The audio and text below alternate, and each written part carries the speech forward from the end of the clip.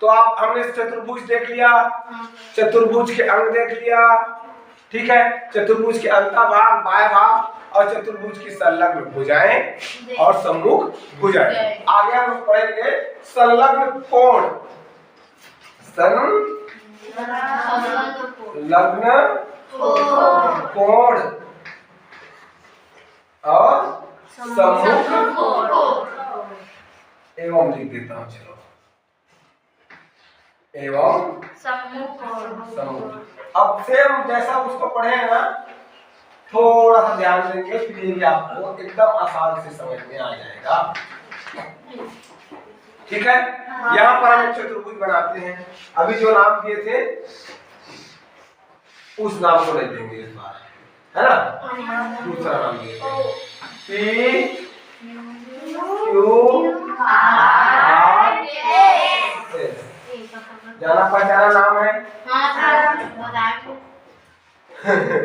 चलिए, तो यहाँ पे हम सबसे पहले संलग्न कोण की बात करेंगे। तो सबसे पहले हमको जानना होगा ना कि चतुर्भुज में कोण है कहाँ पर। तो 4 कोण है, पहले भी बता चुके हैं, 1 2 3 4। इनके नाम हम चाहे तो सिंगल सिंगल भी कोण एस, कोण आर, कोण क्यू, कोण पी भी कह सकते हैं, ठीक है। नाम लेकिन लिखते समय कैसे लिखते हैं, कोण पी एस आर, ऐसे, ठीक है। तो यहाँ पे हम सबसे पहले पढ़ेंगे संलग्न कोण। तो ऐसा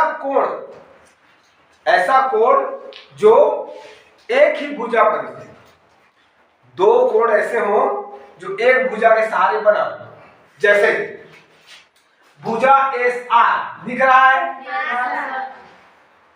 भुजा एस आर दिखा, इस भुजा एस आर पर 2 कोण बन रहे हैं, कोण कौन सा, कोण पी एस आर और कोण क्यू आर एस।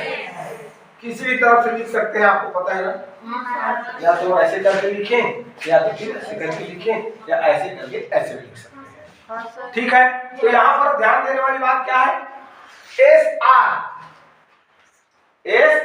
भुजा पर कोण एस और कोण आर बन रहा है, इसलिए कोण एस और कोण आर, जिसको हम पूरी तरह से लिखते हैं, कैसे लिखते हैं, कोण पी एस आर। यहाँ पे याद रखेंगे, जब हम कोई भी कोण लिखते हैं तो कोण 2 भुजाओं के आपस में मिलने से बनता है, तो उन 2 भुजाओं को यहाँ प्रदर्शित किया जाता है। देखो पी एस और एस आर,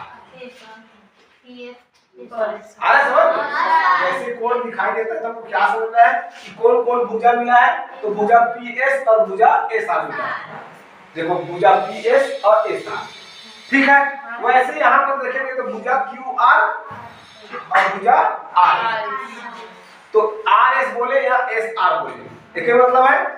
तो इस तरह हम इसको एस आर में लिख के बना सकते थे।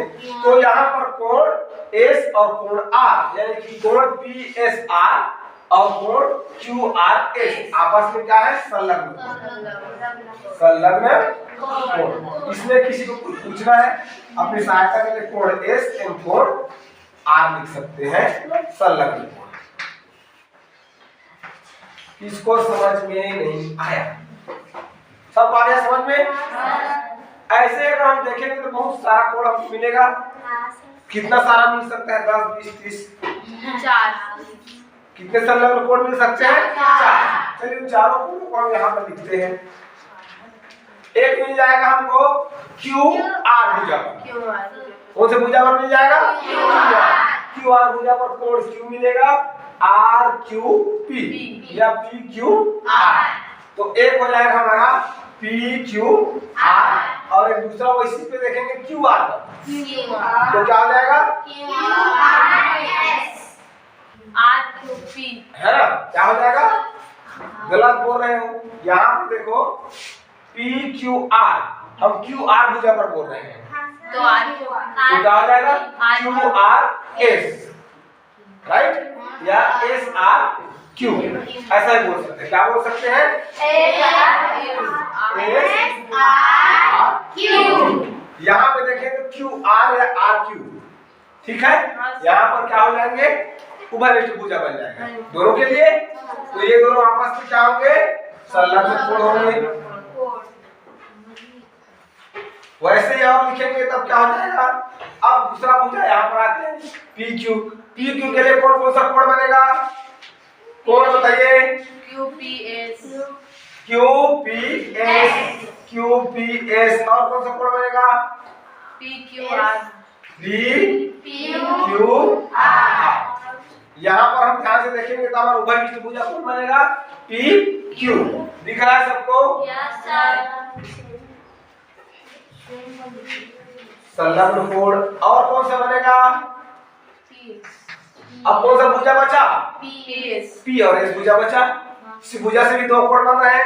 कौन कौन सा, कोण PSR नहीं QPS और कोण PSR। तो इस तरह से हम पाते हैं कि एक चतुर्भुज में चार, कितना, चार। 1 2 3 और ये चार कोण आपस में संलग्न कोण है। कोण की बात कर रहे हैं, ठीक है। अब हम पढ़ते हैं सम्मुख कोण। हमने अभी क्या देखा, संलग्न कोण। तो संलग्न कोण में क्या जरूरी था कि भुजा उभयनिष्ठ होना चाहिए। एक भुजा पर दो तरफ अलग अलग कोण जब बनेंगे तो वो दोनों कोण आपस में संलग्न कोण होंगे।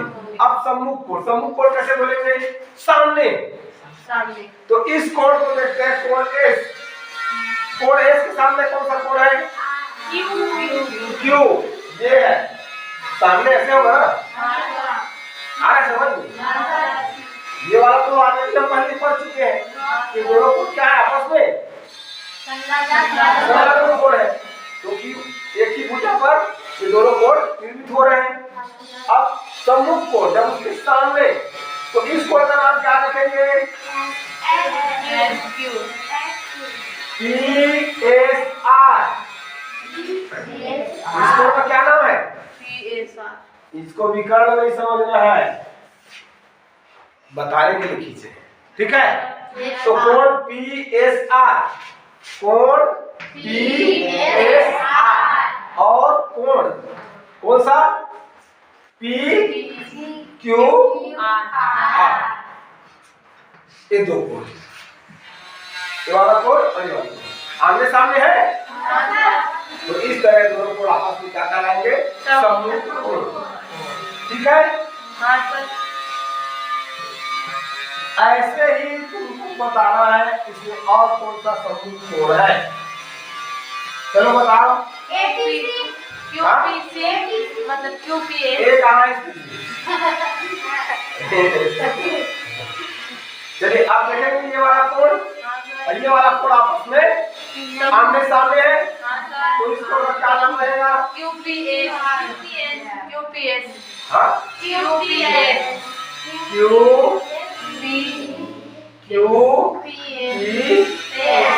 और QRS